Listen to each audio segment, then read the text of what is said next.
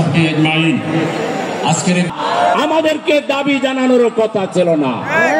একই সাথে আমাদের নিবন্ধনের মামলার রায় যিনি দিয়েছিলেন তিনি বলেছিলেন তিনি শপথবদ্ধ একজন রাজনীতিবিদ, যিনি রাজনীতি করবেন তিনি তো তার প্রতিপক্ষের বিরুদ্ধে তার ইচ্ছাকে বাস্তবায়ন করবেন, এটা খুব স্বাভাবিক।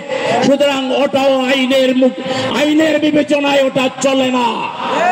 জামাত ইসলামের তৎকালীন ভারপ্রাপ্ত সেক্রেটারি জেনারেল এটিএম আজহারুল ইসলামকে অনতিবিলম্বে যদি মুক্তি দেওয়া না হয়, জামাতের নিবন্ধন এবং জামাতের মার্কা ন্যায় বিচারের পথে দাঁড়িপাল্লা যদি অনতিবিলম্বে ফিরিয়ে দেওয়া না হয়, আমরা মাননীয় আমির জামাতের নির্দেশ চাইব